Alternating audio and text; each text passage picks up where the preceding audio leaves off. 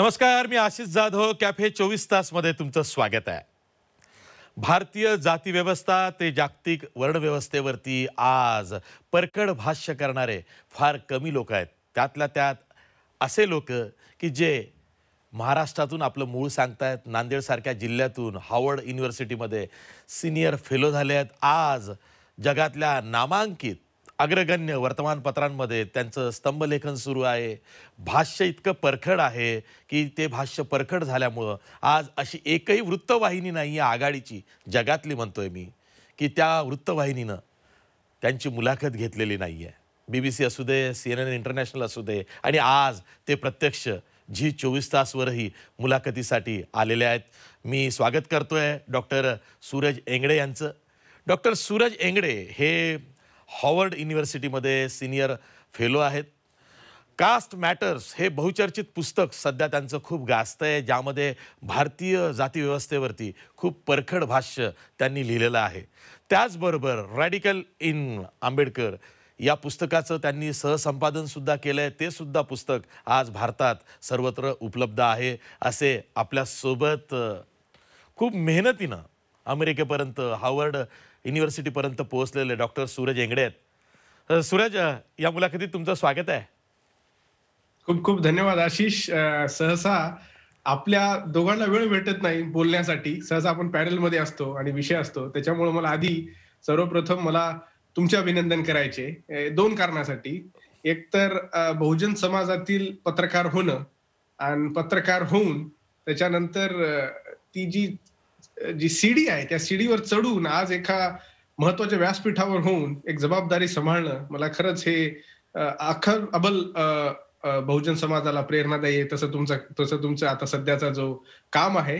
आणि दुसरं असं आहे की आपण दोघंही एका मागासलेल्या ठिकाणातून येतो. म्हणजे माझी एक आहे पुसद, मराठवाडा आईचं गाव, आणि इकडे एक आहे नांदेड.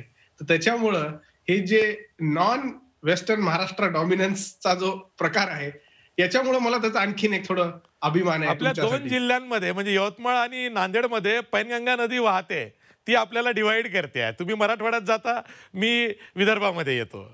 माझं तर विदर्भातलं शेवटचं गाव आहे. त्यानंतर मराठवाडा माहूर सुरू होतं, नांदेड जिल्हा सुरू होतं, तुमचा आहे. हाच प्रश्न सूरज विचारायचा आहे की मराठवाड्यातल्या नांदेड जिल्ह्यामधून मागासलेला जिल्हा आहे, तिथून तुम्ही आज हार्वर्ड युनिव्हर्सिटीपर्यंत पोहोचलेला आहात आणि तुमचा संघर्ष खूप मोठा आहे. म्हणजे तुमची जडणघडण असेल, दलित असणं भारतीय व्यवस्थेमध्ये, त्याचे जे चटके तुम्ही अनुभवलेले आहेत आणि त्यातून तावून सुलाखून आज तुम्ही हार्वर्ड युनिव्हर्सिटीच्या तुमच्या आलिशान केबिनमध्ये बसलेला आहात. मला हाच प्रश्न विचारायचा की मराठवाडा, मी नेहमी म्हणतो की मराठवाडा ही व्हर्जिन लँड आहे. सर्वात जास्त पाऊसही आज मराठवाड्यात पडतोय. सर्वात मोठा कठोर असा दुष्काळ सुद्धा मराठवाड्यातच येतोय. आत्महत्या शेतकऱ्यांच्या सुद्धा मराठवाड्यातच जास्त होत आहेत.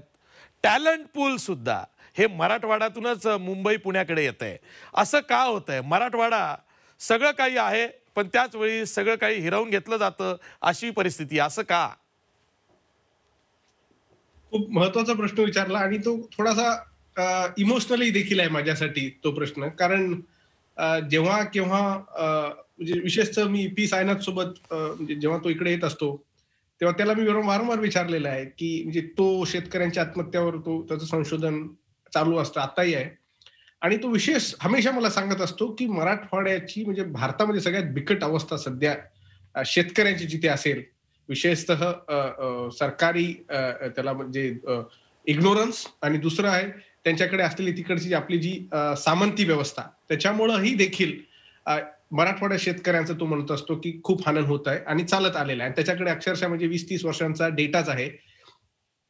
आता याचं एक म्हणजे जसं आशिष, मला खरंच ते व्हर्जिन लँड म्हणल्यामुळे मला ते आता खरंच वाटतं की खरंच प्रत्येक दुष्काळ हा तिथेच जणू काही येतो आणि तिथून म्हणजे बाहेर येणं. आता खरं सांगायचं म्हटलं तर आता मंत्रालय कुठे आहे? मंत्रालय मुंबईत आहे.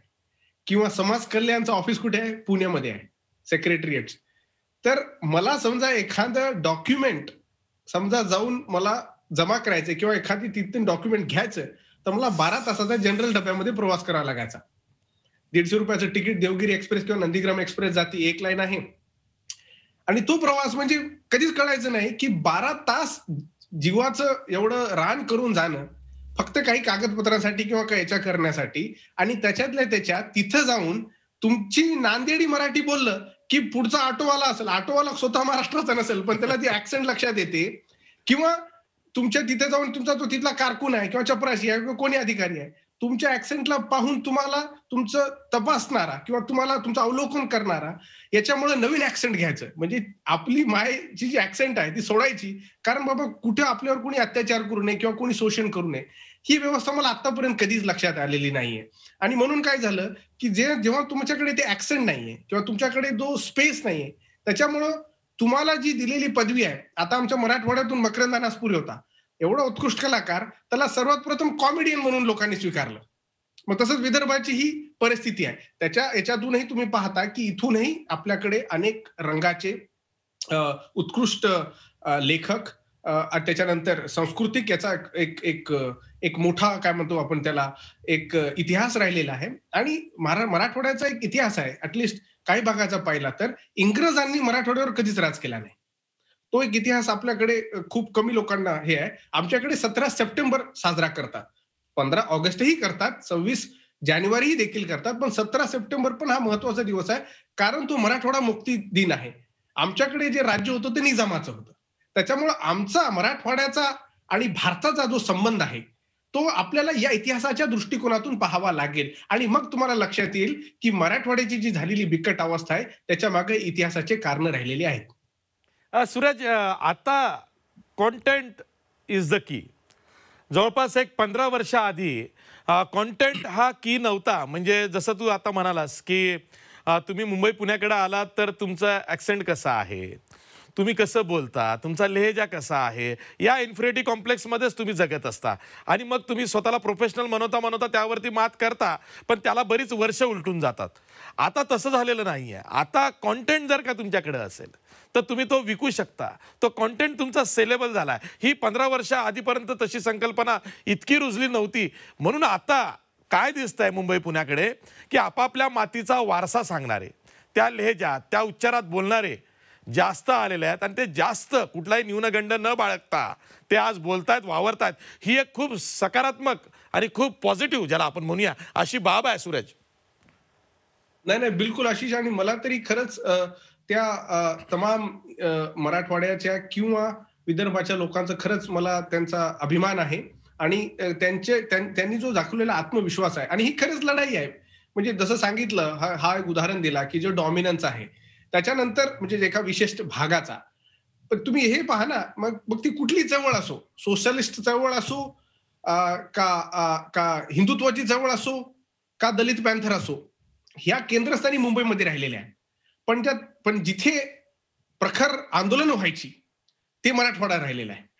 आणि म्हणून वेळोवेळी मराठवाड्याच्या विशेषतः अनेक नेत्यांचं म्हणजे अनेक पक्षांचे असतील, अनेक विचारधारेचे असतील, त्यांच्या हमेशा हेच रणघराणं राहिलेलं आहे, की आम्हाला ती संधी कधी दिली जात नाही आणि त्याच्यामुळं तुमचा नेता हा विशिष्ट लजाबातच बोलेल किंवा अशा विशिष्ट त्याच्या ॲटिट्यूडमध्ये बोलेल किंवा त्याची टोन स्पेसिफिक असेल. तो असेल तरच त्याचं नेतृत्व स्वीकारायचं. हे एक महाराष्ट्रावर लावलेलं एका प्रकारचं अतिक्रमण आहे. आणि मला वाटतं आमच्यासारखे लोकं, तुमच्यासारखे लोकं आणि अनेक जे लोक आहेत, जे याच्यातून आलेले आहेत, आपल्याला जो नकाशा आहे किंवा जे आपण म्हणतो कंपॉस आहे, कंपॉसची जी नीडल आहे, ती आपल्याला आता बदलावी लागेल.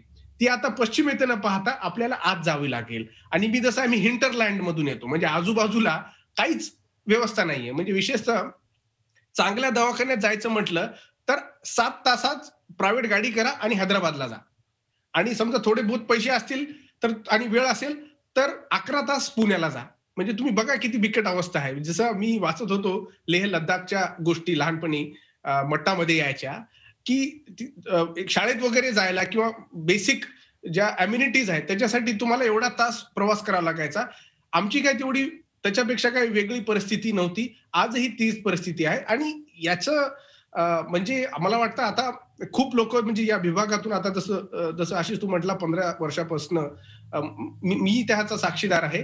आता ते स्वतः एम्ब्रेस करतायत. ते स्वतः त्यांच्यावर अभिमानाने आहेत. स्वतःच्या त्यांच्या आयडेंटिटीवर ते स्ट्रॉंगली एम्फसाइज करतात, की बाबा मी ह्या बॅकग्राऊंड मधून आलेलो आहे. आणि मला वाटतं तो एक अतिशय कॉन्फिडन्स तोच प्रकार आहे, कारण ती माती तुम्हाला ती कॉन्फिडन्स देते. इन्फेरिटी कॉम्प्लेक्सचा वर पाहून ती मात करण्याची जी क्षमता आहे, मला वाटतं ती आंदोलनाची माती तुम्हाला देते.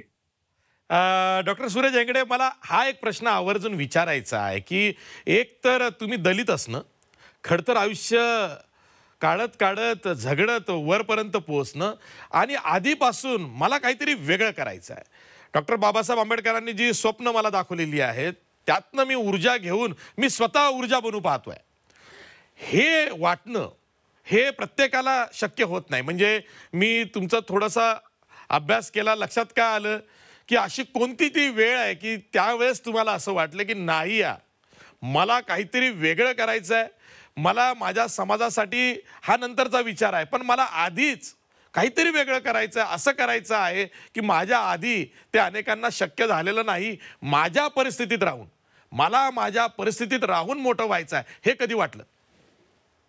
बघा, मी की नाही, मी नांदेडच्या एका छोट्या वस्तीत राहिलेलो आहे आणि जेव्हा वस्ती म्हणतो, ही मुंबई पुण्याची वस्ती नाहीये किंवा मोठ्या शहराची वस्ती नाही. ही छोट्या शहराची छोटी वस्ती आहे आणि तिथं वस्तींचं वातावरण खूप लोकांना माहीत असेल. प्रत्येक वस्तीचं असं असतं, म्हणजे अ, तिथे सोशल इनइक्वालिटी जास्त आहे आणि आर्थिक याच्या रूपाने मागासलेले, मोलमजूर काम करणारे लोकं, मिस्त्री लोकं, हॉटेलमध्ये जाऊन रेटर काम करणारे लोकं, एकदम अतिशय बिकट परिस्थितीत असलेले लोकं. आणि त्याच्यामध्ये एक काय झालं, की जेव्हा मला शाळेत टाकलं, माझे वडील बँकेत चपरासी होते. पिऊन ज्याला म्हणतो, पिऊन कम कंपाऊंडर असं त्यांचं पद होतं. मी माझ्या मी ज्या शाळेमध्ये जात होतो, माझ्या अ, वडिलांच्या बँकेच्या मॅनेजरचा मुलगा त्या शाळेत होता आणि चपरासी म्हणजे माझे वडील असा होता. म्हणजे तुम्ही क्लास पहा, कलेक्टरचे, डॉक्टरचे, इंजिनिअरिंगचे मुली तिथं असायचे. तर मी माझ्या वडिलांचं प्रोफेशन ओरिजिनल सांगितलंच नाही, लाज वाटायची. मी क्लर्क सांगायचो. वडील काय करतात तर क्लर्क आहेत. कारण तू एवढा म्हणजे आता एवढे मोठमोठे अधिकारी लोक आणि पैसेवाले लोक, तर वडील मला वारंवार सांगायचे की नाही बाबा, मी पिऊन आहे, माझी ₹3,500 पगार आहे आणि माझं असं काम असतं. हे जे हा जो इंटरनलाइज्ड इन्फेरिटी आहे, ही तुम्हाला लहानपणापासूनच दिली जाते. कारण एकतर माझ्या जातीमुळं माझी जी आयडेंटिटी आहे, ती आयडेंटिटी हमेशा मला खालवर असणं ही होती. त्याच्यानंतर असं झालं, की मी ज्या एरियात राहायचो, त्या एरियाने ते एक लेजिटिमसी देऊन टाकली, की बाबा हा त्या फलाण्या एरियात राहतो. हा म्हणजे याच्यापासून दूर राहायला पाहिजे. माझ्या शाळेतले मित्र मला शाळेच्या वेळेच्या नंतर कधीच भेटायचे नाही. कारण ते जे मित्रत्वाचं जे सोशलायझिंग असतं, ते मला कधीच व्हायचं नाही. तर इकडे आलो तरी आपल्या ह्याच्यात राहणं, असाच तो प्रकार होता. आणि आपल्या इकडे ज्या शाळा, कॉलेजेस आहेत, विशेषतः कॉलेजमध्ये आल्यावर ह्या काय झालेल्या आहेत, ह्या ज्या लँडेड क्लास आहेत, ज्यांच्याकडे जमिनी आहेत, ज्यांच्याकडे इनहेरिटन्सचा पैसा आहे, त्यांनी काय केलं, आता तो लँड, जमिनीचा तो आता ॲसेट आहे, तो आता कमी होत असल्यामुळं त्यांनी नवीन-नवीन क्षेत्रात हे केलं. त्याच्यामुळं आपल्याकडे शिक्षण या क्षेत्रामध्ये प्रायव्हेटायझेशन किंवा निम सरकारी अशा आपल्याकडे व्यवस्था आहेत. त्याच्यामध्ये यांनी काय केलं, की यांनी आपल्या जातीच्या लोकांनाच पुढं आणलं. मग ते मराठा असतील किंवा मग ते तुमचे ब्राह्मण असतील किंवा मग तुमचे बनिया किंवा अनेक जातीतल्या लोकांनी त्याच विशिष्ट जातीच्या लोकांना प्राधान्य दिलं. प्राचार्यापासून त्या प्रोफेसर पदापर्यंत. खूप कमी वेळा तुम्हाला एस-सी, एस-टीचा कॅन्डिडेट दिसेल आणि ते पण रिझर्व्हेशन असल्यामुळं. याच्यासाठी सांगितलं, कारण कॉलेजमध्ये असताना देखील ह्या सामंतवादी आणि जातीवादी विचारांचा माझ्यावर खूप म्हणजे परिणाम झाला होता. कारण ते हमेशा डिस्करेज करायचे किंवा हे करू नको. आपल्याकडे हे कर म्हणणारे खूप कमी आहेत. हे करू नको म्हणणाऱ्यांची मग ती फौजच आहे. मग तुमचे प्राध्यापक असतील, प्राचार्य असतील, कोणी असतील. पण मला असं लक्षात आलं, मी जेव्हा संशोधन करत होतो, मी स्वतंत्ररित्याने संशोधनामध्ये मला आधीपासून याची रस राहिलेली आहे आणि मला वाटतं माझे वडील मिलिंद एंगडे यांनी मला याच्यापर्यंत, म्हणजे होते चपरासी, पण बामसेफ म्हणजे कांशीरामाची जी चळवळ होती त्याच्या आधी दलित पॅंथर, जवी पवार असतील, राजा ढाले असतील, यांच्यासोबत म्हणजे लहानपणी मी जेव्हा मुंबईला जायचो, मला घेऊन जायचे त्यांच्याकडे आणि त्यांच्या मला सहवास लाभायचा. तर हे सगळं हे पाहून मला लक्षात आलं, की भारताची शिक्षण व्यवस्था माझ्यामध्ये जी ऊर्जा आहे, त्या ऊर्जेला ही पोषक नाहीये. कारण शिक्षण झालं की नोकरी, आणि नोकरी लागण्यासाठी तुम्हाला तुमचे वशिला लावणं, म्हणजे तुमचे ओळखीचे आहेत का, भाऊबंदकी आहे का, मग त्याला पैसा लावा. ही जी क्वचित मानसिकता आहे, नोकरी, शिक्षण, नोकरी, लग्न, मुलं बाळ, रिटायरमेंट, घर बांधणं, आणि हे जे आहे ना, हे एकदम लिमिटेड मिडल क्लास लाईफचं स्वप्न दाखवते. तुम्ही हे तुमच्या जीवनामध्ये करू शकत नाही. वयाच्या 50 वर्षापर्यंत मग तुम्ही कुठे एखादं स्वतःचं घर बांधता किंवा लेकराची चिंता करत बसता. या सगळं वर्तुळाच्या बाहेर जाण्यासाठी मला वाटलं बाबा आणि मला जे माझे जे प्रश्न होते, ते प्रश्न नांदेड किंवा मुंबईसारख्या ठिकाणी ते उत्तर देऊ शकत नव्हते. म्हणून फॉरेनला जाणं हे गरजेचं पडलं. डॉक्टर सूरज, तुम्ही सायन्स ग्रॅज्युएट आहात, त्यानंतर LLB LLM, आता डॉक्टरेट झालेला आहात. युनायटेड नेशन जिनेवामध्ये सुद्धा तुम्ही इंटर्नशिप केलेली आहे. साऊथ आफ्रिकेच्या तिकडे तुम्ही PhD केलेली आहे. म्हणजे हे, आणि आता सध्या तुम्ही हार्वर्डमध्ये सिनियर फेलो आहात. इथून पुढे प्रवास कुठे आहे? दुसरी PhD करू. शिकायचंच आहे. हो, कारण काही बघा म्हणजे कसं आहे, जगाला मार्ग दाखवणारं संशोधन होतं. म्हणजे हं. आइन्स्टाईन असेल, न्यूटन असतील, या संशोधनातून आपण उत्तर आणलेली आहेत. मी अशा व्यवस्थेच्या संशोधन करतोय, ज्या व्यवस्था आपल्याला संपवायच्या आहेत. तर ते संपवण्यासाठी आपल्याला त्याचा चिकित्सकपणे अभ्यास करावा लागेल आणि त्याच्यासाठी आधुनिक 21व्या शतकातली जी काही अडचणी आहेत, जात असतील, वर्ण असतील, त्याच्यासोबत पुरुष प्रधान जी संस्कृती आहे ती असेल, ह्यांचं जर आपल्याला याच्यावर समजा वार करायचा असेल, तर मला वाटतं सखोलपणे अभ्यास करावा लागेल. तर पुढचं पाऊल मला वाटतं मी त्याच दिशेने घेणार आहे. डॉक्टर सूरज हेगडे, तुम्ही छान विषय आता छेडलेला आहे. मला या विषयावरती तुमच्याशी खूप वादही घालायचा आहे. बऱ्याच वेळेला काय होतं की आपण दलित आहोत ही मानसिकता इतकी कठोर आणि इतकी रुजते एखाद्या दलितामध्ये, तुमच्यातही ती रुजली असेल कदाचित काळाच्या ओघात, आणि मग प्रत्येक गोष्ट अँटी कास्ट लेन्समधून, म्हणजे जात विरोधी चष्म्यातून तुम्ही बघायला सुरुवात करता. म्हणजे जिथे जात व्यवस्था किंवा त्याचा पगडा नाही ज्या व्यवस्थेमध्ये, तिथं सुद्धा तुम्ही त्याच पैलूतून, त्याच चष्म्यातून बघता, आणि मग प्रत्येकाला विरोधाला विरोध हा वाढत जातो. तुम्हाला असं वाटतं की जे अँटी कास्ट लेन्स आहे हा समाजामध्ये, खास करून दलित समाजामध्ये जास्त रुजलाय, त्याचे काळाच्या ओघात काही वेगळे परिणाम सुद्धा होत आहेत? आपल्यातून आधी काहीतरी आपण सकारात्मक बघायला पाहिजे, ही भावना कमी रुजली गेली आहे? आशिष, चांगला प्रश्न विचारला. हं, कसं आहे माहितीये का, जो शोषित आहे त्याच्याकडे चॉईस नाहीये. हं, जो शोषण करतोय त्यांच्याकडे उपलब्धी आहेत, ऑप्शन्स. आणि जसं आपण समजा आपण उदाहरणच घ्यायचं तर आपण महिला आणि पुरुष यांचं एक उदाहरण घेऊ.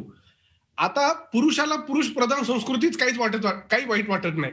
कारण पुरुष आपला चांगला राहतोय, संस्कृती त्याला मदत करते, तो बाईवर अत्याचारही करतो किंवा बाईला खालूने बोलतो. त्याच्यावर इनफॅक्ट आता आपल्याकडे व्यवस्था अशी पण आहे की त्या बाईलाच दोषी ठरवल्या जातात. तर बाईचं फुल टाइम काम काय असतं की ती एक तर स्त्री आहे आणि स्त्री असून ती फक्त स्त्री राहत नाही, तर ती स्त्रीवादी भूमिका ती एखाद्या ऍक्टिव्हिझमसाठी घेत नाही, तर ती स्वतःच्या स्वातंत्र्यासाठी घेते. जे मूल्य मनुष्याला लागतात त्या मनुष्यासाठी ती झडत असते. म्हणून पुरुष सत्ता किंवा पुरुष प्रधान संस्कृतीच्या विरोधात तिचा स्टेटमेंट हा तिचं जगणं असतं.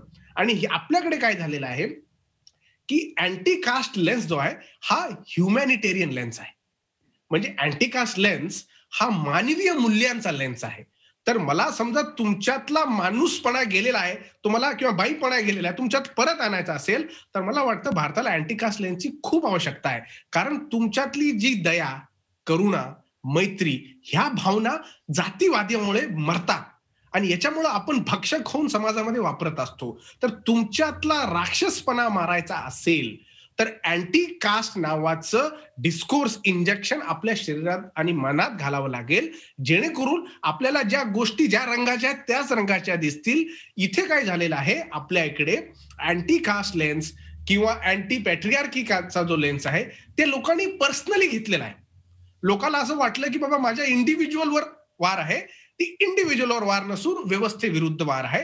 पण जर त्या व्यवस्थेमध्ये तुम्हाला टिकून राहायचं असेल तर मग तो तुमच्याकडे इंडिव्हिज्युअल पण वार होऊ शकतो.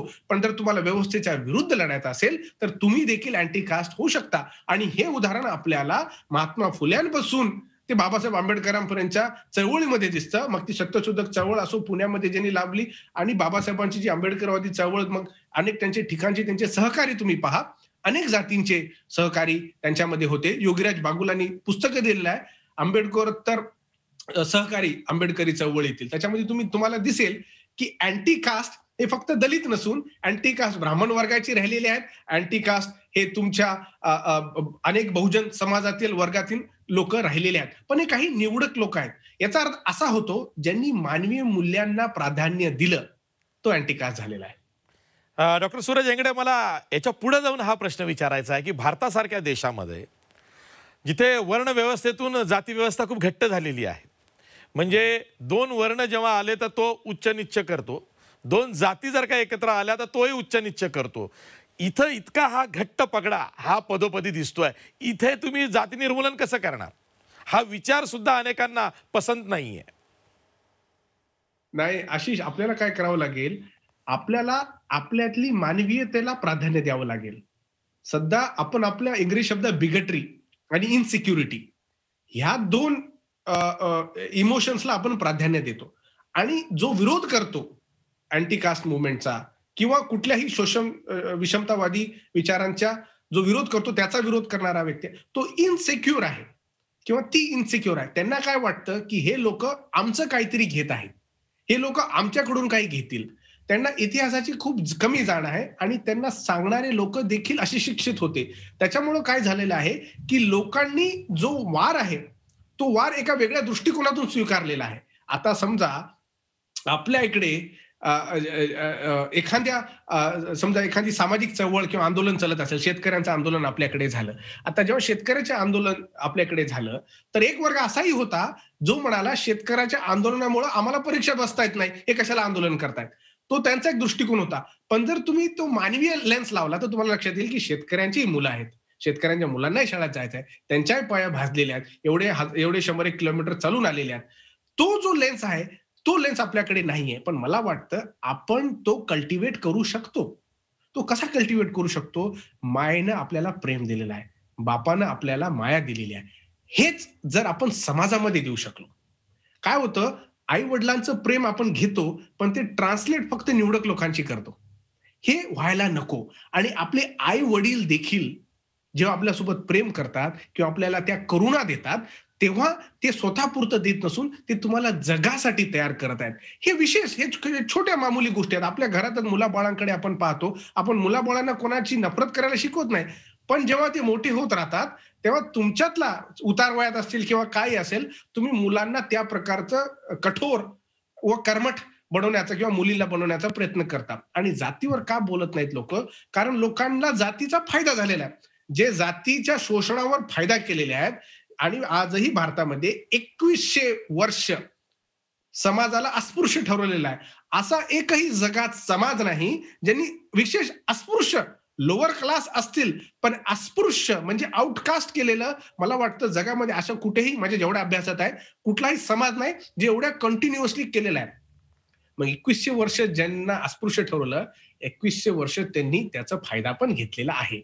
मग हा जो फायदा आहे लोक सोडायला तयार नाहीत. मग जमिनी असतील, मग तुमचे जे इनहेरिटेड वेल्थ असेल, तुमचं सोशल कल्चरल कॅपिटल असेल, त्याच्यावर ते बोलायला तयार नाहीत. आणि म्हणून मला काय म्हणायचंय की जर आपल्याला सोबत जायचं असेल, मी माझा मित्र एक मलेशियाचा डॉक्टर आहे, त्याला बोलत असताना मी सांगितलं आणि मी विशेष त्याचं नमूद करतो, रिझर्वेशनची जी कल्पना आहे आपल्याकडे, रिझर्वेशनवर खूप मारामाऱ्या होत असतात आपल्याकडे, हे लक्षात आलं पाहिजे की सध्याला वर्कफोर्समध्ये जास्त लोक नसल्यामुळं तुम्ही जास्त टॅक्स भरता. जर तुमचं वर्कफोर्समध्ये जास्त लोक असली, हे इकॉनॉमिक्सचा सिद्धांत आहे की जास्त लोक टॅक्स भरतील, तुम्ही कमी टॅक्स लावणार आणि जास्त त्याच्यामध्ये समृद्धी येईल. रिझर्वेशन ती एक संधी देते तुम्हाला तुमचं टॅक्स कमी करण्यासाठी. सध्या तुम्ही समजा 20% टॅक्स देत असाल, आता तर मोदी सरकारमध्ये कदाचित जास्त असेल, पण जर तुमच्याकडे जास्त हा टॅक्सचा बळ किंवा बर्डन घेणारे जास्त लोक असतील तर त्याला आपण स्मूदन करून तुम्ही 20% पेक्षा कम कदाचित 15 किंवा 10% जाऊ. हा बेसिक इकॉनॉमिक्सचा सिद्धांत आहे. पण लोक काय पाहतात त्याच्याकडे, बाबा की तू माझी सीट घेतोयस किंवा तू माझे हक्क घेतोयस, हे एवढे खोटारडेपणा आणि अशिक्षितपणाची लक्षण आहेत की विशेषतः वर्तमानपत्र असतील किंवा मग विचारक स्वतःला प्राध्यापक म्हणणारे लोक असतील, त्यांच्या ज्या सत्सग विवेक बुद्धीला हे काही पटत नाहीये. मलाही खूप याचं आश्चर्य वाटत असतं. डॉक्टर सूरज हेंगडे, तुमचं कास्ट मॅटर्स हे पेंग्विन पब्लिकेशननी पुस्तक प्रसिद्ध केलं आणि हातोहात प्रती खपल्या, त्याच्या नव्या आवृत्त्या सुद्धा निघाल्यात आणि जगभर ते गाजतंय. मला हा प्रश्न आवर्जून यासाठी विचारायचा आहे की भारतीय जाती व्यवस्थेवरती कास्ट मॅटर्स जगभरात इतकं गाजलंय आणि तुम्ही आता जगभराचा प्रवास करतात, संशोधन करतात, अमेरिकेत बसून इंग्लंडला होतात, साऊथ आफ्रिकेला होतात, जिनेवासारख्या ठिकाणी युनायटेड नेशन्स सोबत तुम्ही काम केलेलं आहे. अशा वेळी भारतीय जाती व्यवस्था जेवढी घट्ट आहे तेवढीच इतर देशांमध्ये ती घट्ट आहे, किंवा तुमच्या कास्ट मॅटर्समधून भारतीय जाती व्यवस्थेचा जो अभ्यास पाश्चिमात्यांना खास करून होतोय, त्यांच्या प्रतिक्रिया काय असतात? आणि मी हे सांगू शकतो की कास्ट मॅटर्स आता मराठीत येत आहे. बहुतेक जानेवारी किंवा फेब्रुवारीमध्ये येईल. मला त्याचा खूप खूप अभिमान आहे. क्या बात. आणि मला विशेषतः मराठी प्रेक्षकाकडून ऐकण्याची खूप इच्छा आहे की त्यांचं काय त्याच्यावर मत आहे. इंग्रजीमध्ये छापल्यामुळं याचं काय झालं की मला कमसे कम पुस्तक म्हणजे छापून आता 1 वर्ष आणि काही महिने होत आहेत. ते छापल्या पुस्तक अवघ्या 1 आठवड्यामध्ये त्याची प्रत खंपली आणि आजही Amazonच्या बेस्ट सेलिंग लिस्टमध्ये हे पुस्तक आहे. याचा अर्थ असा आहे की या पुस्तकाच्या जो विषय आहे त्याच्यावर आजही लोकांचा इंटरेस्ट आहे आणि लोक याच्यावर मार्ग काढण्याचा प्रयत्न करत आहेत. भारतासारखी व्यवस्था, जात नावाची व्यवस्था ही ही ही सध्या भारताची व्यवस्था ही धार्मिक आहे. ही वैदिक जात व्यवस्था आहे. ज्याच्यामुळं इकडे बाबासाहेबांनी म्हटलं होतं की शास्त्र याचं प्रमाण देतात. अॅनिलेशन ऑफ कास्ट मध्ये बाबासाहेबांचं खूप सुंदर वाक्य आहे. जात पाळणारा वाईट माणूस नाहीये. तो का पाळतो? कारण ती व्यवस्था तिथंच केलेली आहे. त्याला कोणी प्रोत्साहन करतं. तर जातीचं प्रोत्साहन देणारं काय आहे माध्यम? तर बाबासाहेब म्हणाले शास्त्र आहे. या शास्त्रांना डायनामाइट लावा. कारण हे जातीचं प्रमोशन करत आहेत. आपल्या इकडं एवढी म्हणजे हास्यास्पद भूमिका लोक घेतात. लोक अमुक धर्माकडे दाखवतात, मुसलमानाकडे दाखवतात, ख्रिश्चनाकडे दाखवतात की तुमचं बायबल असं, तुमचं कुराण असं आणि त्यांना दोषी ठरवतात. हे स्वतः आत कधी पाहत नाहीत आणि आत पाहिलं तर म्हणतात 10,000 वर्ष जुनी आमची संस्कृती आहे, फलानं बिस्तानं. यांचं कुठं काय घेणं देणं नाही. हरप्पा मोहिजारो यांचंच म्हणतात. म्हणजे हे एकदम जॉक्युलर आहे.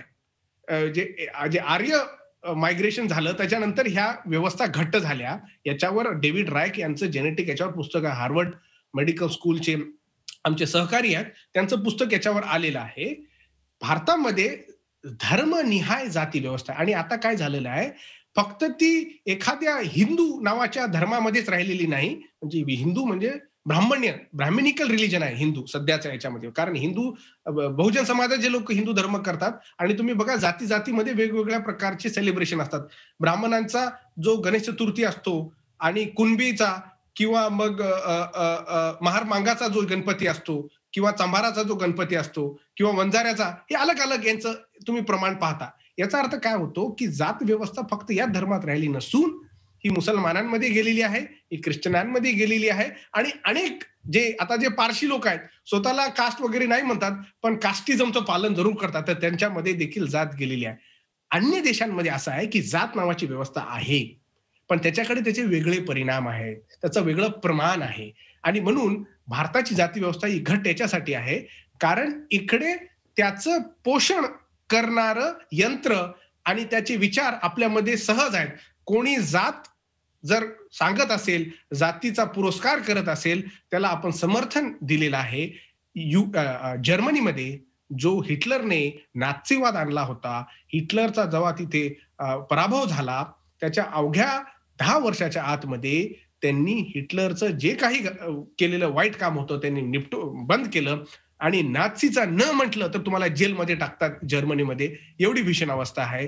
रवांडामध्ये तुम्हाला माहित असेल हुटू आणि तुत्सीमध्ये जो नरसंहार झाला होता. आता तिथे हुटू आणि तुत्सी तुम्हाला म्हणण्याला परवानगी नाहीये. तुम्ही स्वतःला फक्त रवांडन म्हणून घेता. अशी अनेक ठिकाणी आपल्याकडे उदाहरणं आहेत ज्यांनी याच्यावर मात करून पुढे गेलेले आहेत. भारतामधला जोपर्यंत रुलिंग क्लास हा डॉमिनंट कास्ट असेल तोपर्यंत तो याच्यावर करणार नाही. म्हणून आपल्याला ते सपोर्ट करावं लागेल. जो शोषित आहे आता त्याच्याकडे जबाबदाऱ्या द्याव्या लागतील. कारण जो शोषित असतो मग तो शोषणाच्या बाहेर निघण्याच्या अनेक प्रक्रिया आपल्याला सांगतो. डॉक्टर सूरज हेगडे, तुमचं दुसरं जे पुस्तक आहे जे तुम्ही सहसंपादन केलेलं आहे, द रॅडिकल्स इन आंबेडकर, या पुस्तकातून तुम्हाला काय जगाला सांगावं असं वाटतंय? आणि हे पुस्तक जेव्हा आंबेडकरांच्या एकूणच साहित्य संपदेवरती इतकी पुस्तकं यापूर्वी सुद्धा आलेली आहेत, अनेक स्टॉलवर्ड्सची त्यामध्ये आहेत, आणि तुम्हाला नव्यानं का करावं असं वाटलं द रॅडिकल्स इन आंबेडकर? काय झालं माहितीये का, हे पुस्तकाचं औचित्य असं होतं, एकतर बाबासाहेब हे विचारक आहेत. हे एक प्रखर इंटेलेक्च्युअल त्यांची एक जर्नी राहिलेली आहे. आणि बाबासाहेबांना मला एक विचारवंत म्हणून त्यांच्या विचारांचं अवलोकन करायचं होतं. आणि काय झालेलं आहे, विचारक जे असतात, विचारकांच्या विचारांवर जोपर्यंत एक सकारात्मक टीका होत नाही, तोपर्यंत ते विचार वाढत नाहीत. आणि म्हणजे या हेतूमुळे काय झालं, की जगभरातील विचारवंत असतील, मग ते कार्ल मार्क्स असतील किंवा मग तुमचे गांधी असतील किंवा मग तुमचे डब्ल्यू.बी. डुबॉईस असतील, असे अनेक विचारवंतांच्या विचारांवर एक सायंटिफिक टीका झालेली आहे. आणि टीका याच्यासाठी झालेली आहे कारण सायन्सचा जो भाग आहे, बाबासाहेबांना सायन्स, त्यांच्या विचारांना सायन्स हा दर्जा मिळालेला आतापर्यंत नाहीये. लोक आजही त्यांना कॉन्स्टिट्यूशनलिस्ट म्हणतात, संविधानकार म्हणतात, त्यांना फलानं बिस्तानं म्हणतात, पण त्यांचं जे साहित्य आहे, विशेषतः अकॅडमिक साहित्य आहे, त्याच्यातून आपल्याला सायंटिफिक कसं कुठल्या विषयाकडे जायचं. बाबासाहेबांच्या पुस्तकांची एक वैशिष्ट्य आहे, त्यांची मेथोडॉलॉजी जी आहे ती खूप शार्प आहे. कारण मेथोडॉलॉजीवरच तुमचं जे काही रिसर्च असतो तो अवलंबून असतो. बाबासाहेबांच्या हमेशा प्रत्येक पुस्तकामध्ये तुम्हाला ती एक एक क्लिनिकल अप्रोच दिसलेला आहे.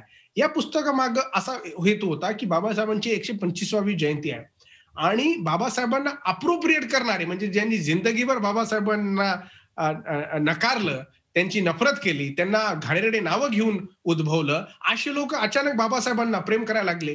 तर मग आमच्यासारखे जे आंबेडकराईट ऍक्टिव्हिस्ट आहेत, जे बाबासाहेबांच्या विचारांवर विचार करणारे लोक आहेत, यांना वाटलं की बाबा नाही, आपल्याला आता ह्या विचारांवर थोडं समीक्षक रूपाने पाहिलं पाहिजे. कारण जर तुम्ही एखाद्या व्यक्तीची पूजा केली, ती पूजा मग ती देवीतीकरणात जाते आणि देवीतीकरणात झाल्यामुळे सुपरस्टिशन निर्माण होतो आणि जी अंधश्रद्धामुळे आपल्याला अंधश्रद्धा समाज करायचा नाही. मग ते प्रत्येक विचारवंतासोबत आपल्या इकडे झालेला आहे. बाबासाहेबांसोबत तसं व्हायला नको, कारण एक चिकित्सक बाबासाहेब आपल्यापर्यंत आजही जिवंत आहेत. म्हणून त्याच्या मागं एक असं कारण होतं की लोक काय करतायत, की आता लोक भक्ती करतायत. म्हणजे विशेषतः रुलिंग पार्टीनं जे केलं होतं की मोठी जयंती वगैरे केली, पण त्यांच्या बाबासाहेबांच्या अनुयायांना उपाशी ठेवलं. बाबासाहेबांच्या मुलांना स्कॉलरशिप दिल्या नाही. टीसमध्ये आजही लेकरांना आणि किती फॉरेनच्या स्कॉलरशिपवरही तिथं डावललं. लोक एका जागी बाबासाहेबाला सेलिब्रेट करतात, पण बाबासाहेबांच्या लेकरांना मात्र उपाशी ठेवतात. तर त्याच्या मग असं होतं की बाबा ह्या पुस्तकाच्या मार्फत आम्ही याच्यावर एक टीका करू किंवा याच्यावर एक समीक्षक लेखन करू, याच्या मग असा उद्देश होता. डॉक्टर सूरज एंगडे, आपण एक ब्रेक घेतोय. आपण एक ब्रेक घेऊया आणि ब्रेक नंतर नांदेड सारख्या शहरामध्ये एक गँग चालवणारा टपोरी पोरगा नंतर मुंबई युनिव्हर्सिटीमध्ये जेव्हा ग्रॅज्युएशनसाठी येतो तेव्हा पुन्हा तिथे विद्यार्थ्यांचं नेतृत्व करतो आणि आज अमेरिकेतल्या हार्वर्ड युनिव्हर्सिटीमध्ये सिनियर फेलो जरी असले तरी जागतिक स्तरावरती स्तंभ लेखक म्हणून चर्चेला आलेले आहेत. अमेरिकेच्या राष्ट्राध्यक्षपदाची निवडणूक असू दे किंवा जागतिक सामाजिक व्यवस्था असू दे, त्यावरती परखड भाष्य इंटरनॅशनल लेवलवरती करणं सहज सोपं नाही आहे. जिथे इंटेलेक्च्युअल्स बरोबर तुम्हाला डिबेट करावं लागतं ते डॉक्टर सूरज एंगडे करतायत आणि म्हणूनच आपल्याला मराठी माणूस म्हणून त्यांचा अभिमान आहे. आपण पुन्हा ब्रेक नंतर याविषयी संदर्भात त्यांच्याशी पुन्हा चर्चा करणार आहोत. पुन्हा भेटूया ब्रेक नंतर.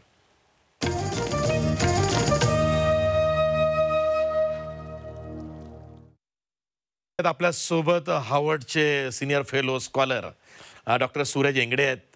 डॉक्टर सूरज, अमेरिकेच्या राष्ट्राध्यक्ष पदाचं निवडणूक झाली आणि या निवडणुकीमध्ये काय दिसलं की आम्हाला भारतात बसून असं वाटलंच नाही की प्रेसिडेंट डोनाल्ड ट्रम्प हे हरतील, पण आता दिसतंय की जो बायडन यांनी खूप निर्णायक फरकानं त्यांचा पराभव केलेला आहे. तेही कदाचित आज उद्याकडे पराभव मान्य करतील अशा परिस्थितीमध्ये निकाल लागलेला आहे किंवा निकाल आता पुढे येतोय की अनेक ठिकाणी ते बहुमतानं हरलेले आहेत आणि जो बायडन हे बहुमतानं जिंकलेले आहेत. अशा वेळी हे जे स्थित्यंतर आहे अमेरिकेत, हे कसं घडलं? यामध्ये जे मध्यंतरी ब्लॅक लाईव्हज मॅटर या चळवळीचंही काही योगदान आहे? नाही, मला वाटतं ब्लॅक लाईव्हज मॅटरचं अतिशय महत्वाचं योगदान याच्यात राहिलेलं आहे. पण मी जसं ट्रम्पच्या ज्या नीती होत्या, अमेरिकेमध्ये कसं आहे की अमेरिकेमध्ये तुमच्या प्रत्येक नीतीवर टीका होते आणि पॉलिटिकल रिॲक्शन होतात. ते फक्त स्टेटमेंट देऊन होत नाही किंवा एखादी पॅनल डिस्कशनवर होत नाही. इथला मीडिया फॉलो करतो. तर त्यांनी 24 अशा नीती आणल्या होत्या त्यांच्या ऑफिसमध्ये असताना, ज्या विशेषतः कामगार वर्ग, गरीब वर्ग, त्याच्यानंतर इमिग्रंट असलेला जो वर्ग आहे आणि मुसलमान असतील किंवा अनेक ज्याला मायनॉरिटी म्हणू, यांना टार्गेट करणाऱ्या होत्या. आणि त्याच्यामुळे काय झालं की अमेरिकेची जी व्हॅल्यू सिस्टम आहे, ज्याच्यावर ते तयार झालेलं आहे, म्हणजे त्यांची जी डेमोक्रेसीचा जो हमेशा ते पुरजोरपणे त्याचा पुरस्कार करत असतात, त्याच्यासाठी त्यांनी जे काही ज्याला म्हणू की अमेरिकेने जगभरामध्ये डेमोक्रेसी विकली, त्यालाच ट्रम्पने एका प्रकारे त्याच्यावर, आणि तो खुल्या मनाने तो तो लपत नव्हता, तो बिनधास्त तोंडावर बोलायचा. त्याच्यामुळे काय झालं की तो एक प्रेसिडेन्शियल नव्हता, असं खूप लोकांचं म्हणणं होतं. आता तो झाला एक वैयक्तिक मुद्दा. अनेक नीतींसोबत ट्रम्पने जगभरात देखील अनेक दुश्मन तयार केले. एम्बॅरेसमेंट होत होता. तो नॅटोच्या समिट म्हणजे मीटिंगमध्ये जाईल किंवा त्याचे प्रतिनिधी क्लायमेट चेंजच्या ह्याच्यात जाईल. तो कुठल्याच नीतींना तो समर्थन देत नव्हता. म्हणजे जग एका ठिकाणी म्हणतं, की बाबा आता आपण ग्रीन, म्हणजे आपल्याला पर्यावरणाचं रक्षण करायचंय. तर हा व्यक्ती पर्यावरणाचं रक्षण करण्याच्या ऐवजी म्हणत होता, की इंडस्ट्रीजमुळे पर्यावरणाचं नुकसान होत नाही. जेव्हा सायंटिस्ट आणि अनेक ज्या रेप्युटेड जर्नल्स आहेत अकॅडमिक, ज्या सायंटिफिक आहेत, त्यांनी ट्रम्पच्या विरोधात मतदान करा असं देखील म्हटलेलं आहे. याचा अर्थ असा होतो, की बुद्धिजीवी वर्ग असो, विज्ञानवादी वर्ग असो किंवा कामगार वर्ग असो, असं सगळ्यांचं ट्रम्पच्या विरोधात एका प्रकारे त्यांचा सूर निर्माण झाला होता. मग ते महिला विरुद्ध देखील त्याचे भरपूर कांड आपल्या पुढे आले होते. पण जो बायडन पण हा प्राथमिक ऑप्शन खूप लोकांचा नव्हता. बर्नी सँडर्स हा होता. पण बर्नी सँडर्सला मग अमेरिकन जी उदारमतवादी जी डेमोक्रेसी आहे, त्यांना वॉल स्ट्रीटला जवळ ठेवून काम करावं लागेल. म्हणून त्यांनी काय केलं, की त्यांनी इथला जो बायडन आहे, म्हणजे ज्याने कमसे कम याच्यापूर्वी मला वाटतं 2 वेळा त्याने निवडणूक राष्ट्राध्यक्षासाठी त्याने लढवण्याचा प्रयत्न केला आणि त्याही ठिकाणी त्याला तिथे आणि पराभव माजी मिळाला उपराष्ट्राध्यक्ष होता. सुद्धा तर होते. काय ते? माजी उपराष्ट्राध्यक्ष सुद्धा होते जो हां, बायडन. 2 टर्म्स होते. अ, अ, तर त्याच्यामुळं त्यांचा जो जो बायडनचा जो पब्लिक परफॉर्मन्स आहे, तो लोकांपर्यंत पोहोचलेला आहे. असा नाही की बर्नी सँडर्सचा नाही. पण बर्नी सँडर्सचा पुरस्कार असा करण्यात आला, की हा अति डावा आहे, हा कम्युनिस्ट आहे किंवा याच्या ज्या पॉलिसीज आहेत, आणि अमेरिकामध्ये अ, जी कॅपिटलिस्ट देश आहे, तिथे कम्युनिझमचा म्हणणं म्हणजे तुम्ही त्या बुडात जाणं. पण इथे जी चळवळ मग काय झालं, की जो बायडनच्या समर्थनामध्ये नसून ती ट्रम्प विरोधी होती. म्हणून जे काही प्रोग्रेसिव्ह वर्ग होते, बर्नी सँडर्सवादी होते किंवा प्रोग्रेसिव्ह विचारधारेचे लोक होते, ते याच्या मागे लागले आणि मला वाटतं त्याच्यामुळं हे ट्रम्प विरोधी असणं आणि जो बायडन जिंकणं हे त्याचं एक एका प्रकारे आपण एका दुर्बिणीतून पाहू शकतो. डॉक्टर सूरज एंगडे, मला हा प्रश्न तुम्हाला एक आवर्जून विचारायचा आहे की अभ्यासाची भूक म्हणा किंवा संशोधनाचा उत्साह म्हणा किंवा त्यात तुम्ही आत्तापर्यंत जवळपास 29 देश पालथे घातलेले आहेत. तुमचं वय खूप कमी आहे. ही जी अभ्यासाची संशोधनाची भूक आहे, ही कुठवर जाणार आहे? म्हणजे बाबासाहेबांवरती तुम्ही अशा वयात पुस्तकं लिहिलेली आहेत की ज्या वयात कोणी विचारही करत नाहीये. आणि तुमचं कास्ट मॅटर्स हे आता जागतिक पटलावरती म्हणजे ग्लोबल मॅपवरती लोकप्रिय झालेलं आहे. द हिंदूनं म्हटलेलं आहे की गेल्या दशकातलं म्हणजे लास्ट डेकेडमधलं हे एक सर्वोत्तम पुस्तक आहे कास्ट मॅटर्स. तर हे पुढे कुठे? संशोधन किती? नाही, तुम्ही माझ्या आईचा प्रश्न तुम्ही विचारलेला आहे. तर आता तिला खूप आनंद होईल याचं उत्तर प्रेक्षकांपुढे आणण्यासाठी. हं. जसं मी आधी सांगत होतो, की ही भूक मला भागवायची नाहीये. मला सारखी ही भूक जिवंत ठेवायची आहे. कारण ही भूकच माझ्या जीवनाचा एक श्वास आहे. आणि ही जी भूक आहे, ही एका सामाजिक परिवर्तन या दृष्टिकोनातून आलेली भूक आहे. ही माझ्या वैयक्तिक पोटा पाण्यासाठीची नाही. जसं जर मला करायचं असतं, जसं मी लॉयर आहे मी, आणि त्याच्यानंतर जर मी इंटरनॅशनल माझी जी डिग्री आहे, इंटरनॅशनल ह्युमन राईट्स लॉ आहे, युनायटेड नेशन्समध्ये काम केलं आहे. तर मी लॉमध्ये जर काम केलं असतं तर परिस्थिती वेगळी राहिली असती. पण याच्यासाठी केलेलं आहे, की जोपर्यंत आपण सॅक्रिफाईस करण्यासाठी कुठल्या गोष्टीसाठी तयार होत नाही, तोपर्यंत आपल्याला आपली जी महानता आहे ती कधी दिसत नाही. आणि म्हणून काय झालेलं आहे, की आणखीन मला आता माझ्याकडे 6 पुस्तकं पेंडिंग आहेत. आता बाबासाहेबांची एक बायोग्राफी लिहितोय मी हं. इंग्रजीमध्ये, आणि त्याचं कदाचित Netflix सोबत त्याची चर्चा चालू आहे. त्याच्यासोबत माझे 4 पुस्तकं सध्या त्याच्यावर काम चालू आहे. तर हे जे साहित्य आहे, हे साहित्य आपल्याला 21व्या शतकासाठी तयार करणारं आहे. कारण 21व्या शतकाच्या आशिष आपल्याकडे अडचणी वेगळ्या आहेत. 20व्या शतकातल्या ज्या अडचणी आहेत, त्याच्यापेक्षा विभिन्न अशा अडचणी आहेत. तर त्याच्या बाहेर निघण्यासाठी आपल्याला याच्यावर काही उपाय निघतो का? हा त्याच्यामागे उद्देश आहे आणि विशेषतः मी ज्या समाजातून आलेलो आहे, त्या समाजात आजही भूकमारी आहे, आजही गरिबी आहे, आजही झोपड्यात राहतात, आजही रस्त्यावर भीक मागतात, आजही मोठ्या शहरात येऊन ड्रायव्हर काम कर, मोलमजुरी कर, लेकरांना थोडं शिकवण्याचा प्रयत्न करणारे आजही माझ्याच समाजातून आहेत. तर मला माझ्या समाजामध्ये एवढा आत्मविश्वास द्यायचा आहे, की आम्हाला 21व्या शतकात कम से कम 100 बाबासाहेब तयार करायचे आहेत. कारण मागच्या शतकात एक बाबासाहेब होता, तर त्यांनी एवढे कामं करून घेतले. तर आपल्याकडे 100 बाबासाहेब तयार होऊ शकले, तर मला वाटतं भारतातच नाही, तर जगाचं कल्याण ते करू शकतील. डॉक्टर सूरज हेगडे, मला विचाराल तर you are most eligible Dalit bachelor today. लग्नाचे काय प्लॅन्स आहे? म्हणजे आई हे विचारत असेल ना की सूरज लग्नाचं काय बाबा, नाही बरोबर आहे. की तिकडेच कोणी बघितली आहे? अम, मी कसं आहे माहितीये का, मी जेव्हा मी याचा अभ्यास केला आणि विशेषतः म्हणजे ओशोंचे विचारही याच्यामध्ये थोडे बहुत प्रेरित करणारे आहेत. पण आपल्याला हा आणि जगाचे जे म्हणजे जे फोर्स आहे त्याचा जो मी अभ्यास केला, आपल्याकडे काय माहितीये का, वयात आलं की लग्न लावा हा उपक्रम लागतो. हा मला वाटतं खूपही मागासलेला विचार आहे. कारण का? कारण आपल्याकडे सेक्शुअलिटीवर बोलणारा समाज नाहीये. आजही ह्या ज्या नैसर्गिक ज्या आपल्या गरजा आहेत, त्याच्यावर आजही टॅबू आहे. लोकं आजही त्याला खुलेआम म्हणत नाहीत. संस्कृतीचं नाव घेऊन बाईवर अत्याचार करणारा हाच समाज बाईंचं संरक्षण कसं होईल याच्यावर बोलत नाही. म्हणजे हे खूपच हिपोक्रेसी आपल्यामध्ये आलेली आहे. आणि त्यामुळं लग्न ही जी व्यवस्था आहे, ही लग्न व्यवस्था मला वाटतं एखाद्या वयापर्यंत तरी नाही, नको. कारण आपलं जे क्रिएटिव्ह वय असतं, ते क्रिएटिव्ह वयामध्ये आपल्याकडे जबाबदाऱ्या दिलेल्या असतात आणि मग त्याच्यानंतर बोलल्या-बोलल्यामध्ये आपल्याकडे तर लेकरं पैदा करण्याची जणू काय शौकीनच आहेत आणि मग लेकरे पैदा होतात. तर याच्यामुळे लग्न काय झालेलं आहे, लग्न सामाजिक राहिलेला आहे विषय. लग्न इंडिव्हिज्युअल राहिलेलं नाहीये. लग्न हा इंडिव्हिज्युअल विषय असला पाहिजे. मुलाला मुलगी किंवा मुलाला मुलगा जे काही त्यांचे प्रिफरन्स असतील, पसंत असतील, तर ते त्याच्यावर झालं पाहिजे. आपल्या इकडं लग्न मी पाहिलेलं आहे. मुलींचे लग्न, मुलींकडे खूप कमी आपल्याकडे पर्याय दिला जातो. मुलीला ते म्हणतात आमच्याकडे खूप खूप डेरोगेटरी शब्द आहे.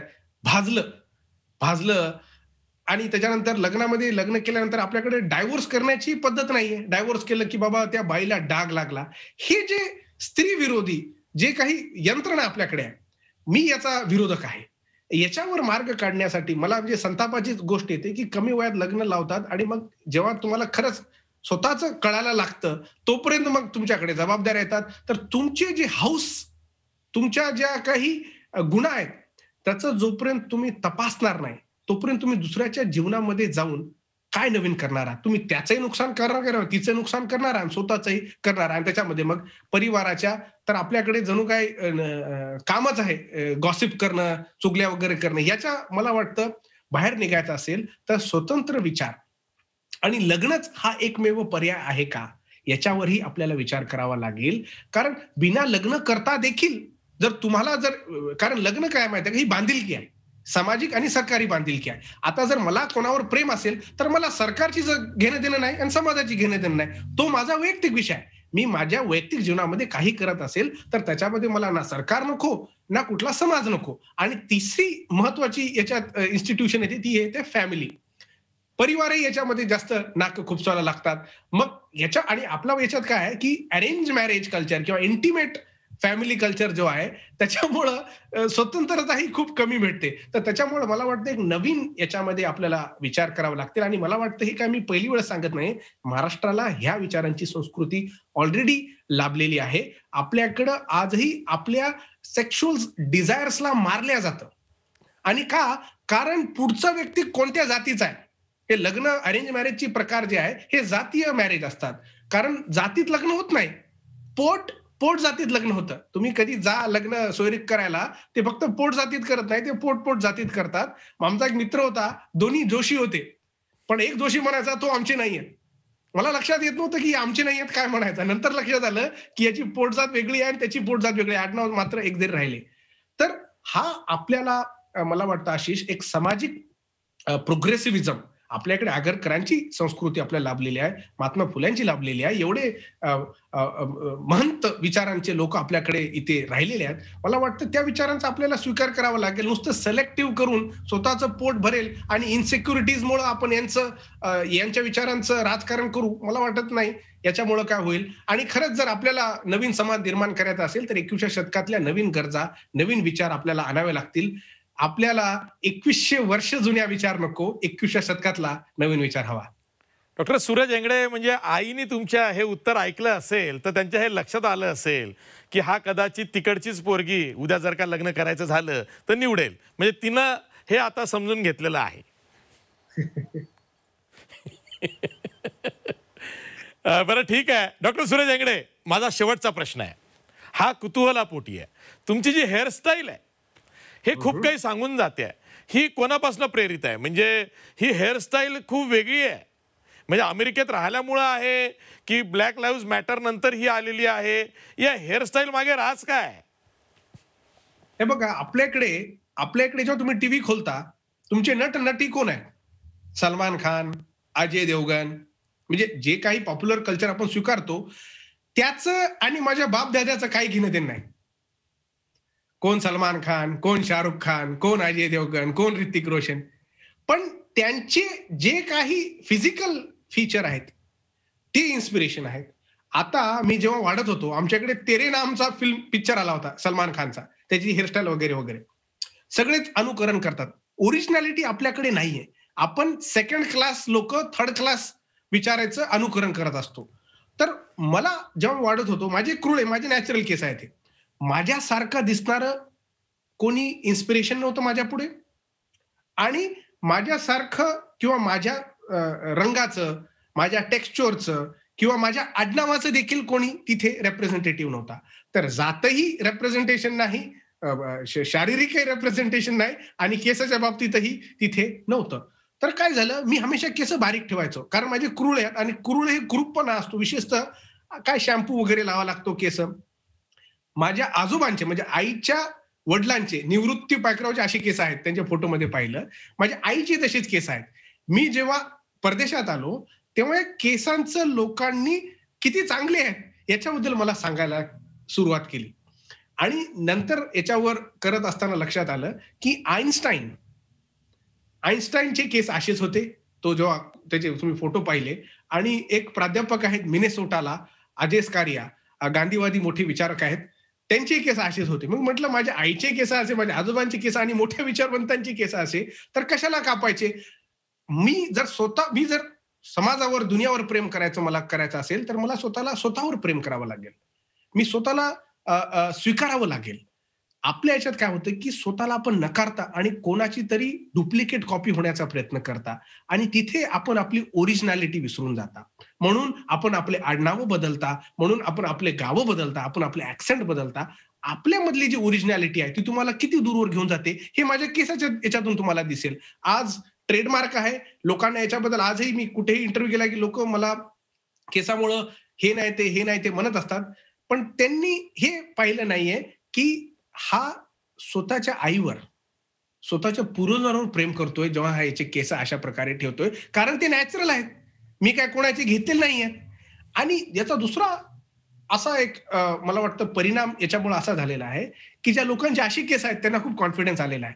तर सांगण्याचा अर्थ याच्यामागे एवढाच आशिष की आपल्याला जोपर्यंत आपण स्वतःवर आणि स्वतःच्या इन्फेरिटीवर जोपर्यंत आपण कब्जा करत नाही तोपर्यंत आपण अशाच प्रकारचे वर्तुळात आपण अडकून राहणार आहोत. आणि म्हणून ज्या दिवशी तुम्ही स्वतःला स्वीकारणार त्या दिवशी तुम्हाला तुमची जी काही वाईट गोष्टी आहे ती तुम्हाला चांगली वाटायला लागते. तुमची गरिबी ही तुमच्यासाठी एका प्रकारची इन्व्हेस्टमेंट होऊन जाते. तुमच्या आईचं फाटलेलं लुगडं असेल किंवा बापाची झालेली अवस्था असेल, ते तुमच्यासाठी एक करन्सी होऊन जातं. हे कधी होतं? जेव्हा तुम्ही स्वतःला स्वीकारायला लागतात. आणि स्वतःला स्वीकारणं म्हणजे काय? की समाजाने ठेवलेले पॅरामीटरच्या विरुद्ध जाऊन स्वतःला स्वीकारणं, हे मला वाटतं एक अधोगत हं. स्वतःची इंडिव्हिज्युअल क्रांती आहे. आणि माझे केस हे त्यांच्यासाठीच एक प्रतिउत्तर आहेत, ज्यांनी एक स्पेसिफिक मॉडेल ठेवलेले आहेत, स्पेसिफिक आर्किटाइप्स ठेवलेले आहेत. आपल्या इकडे नटा-नटींचे फोटो लावतात, त्यांची क्वालिफिकेशन पाहिली की 0. त्यांनी केलेलं एखाद्याने स्क्रिप्ट रायटिंग, त्याच्यावर त्यांची स्टोरी त्यांना आवडलेली असते. नट आवडतो, पण ज्याने त्या नटाला जीव दिला असा स्क्रिप्ट रायटर आपल्याकडे स्क्रिप्ट रायटरची फोटो लावत नाही.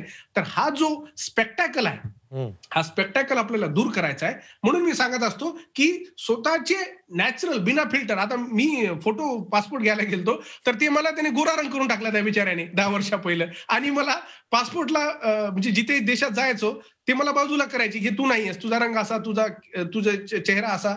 आपल्याकडे काय झालेलं आहे की ही जी सवर्णवादी विचार आपल्यामध्ये रुजलेले आहेत, ते आपल्याला दूर करावे लागतील. आणि हं. ज्या काही नैसर्गिक आपल्या गोष्टी आहेत, मला वाटतं जर त्याचा आपण पुरेपूर स्वीकार केला, तर त्याच्यापेक्षा आणखी सुंदरता आपल्याला दुसऱ्या ठिकाणी दिसणार नाही. ठीक आहे. डॉक्टर सूरज हेंगडे, तुम्ही वेळात वेळ काढून आज हार्वर्डमधनं आमच्याशी बोलता आहात. तुमचं जे कास्ट मॅटर्स मराठीत भाषांतरित होत आहे, त्यासाठी तुम्हाला शुभेच्छा. आणि आम्ही आणि आमचे प्रेक्षक नक्की ते वाचतील आणि तुम्हाला त्यांचा आणि आमचाही अभिप्राय आम्ही कळवू. तर हे होते डॉक्टर सूरज हेंगडे, अमेरिकेतल्या हार्वर्ड युनिव्हर्सिटीचे सिनियर फेलो. आज जागतिक स्तरावरती नावाजलेले स्तंभलेखक म्हणून, भाषाकार म्हणून पुढे आलेले आहेत. कास्ट मॅटर्स हे त्यांचं पुस्तक सध्या जगभरात चर्चेत आहे. इथेच थांबूया. कॅफे 24 तासमध्ये याही पुढे प्रत्येक आठवड्याला वेगवेगळे असे सेलिब्रिटी लोक की ज्यांनी खरंच समाजासाठी काही केलेलं आहे, काही करू पाहतायत, अशा मंडळींशी आपण चर्चा करणार आहोत. तुर्तास इथेच थांबूया. पाहत राहा G24 तास. रहा एक पाऊल पुढे.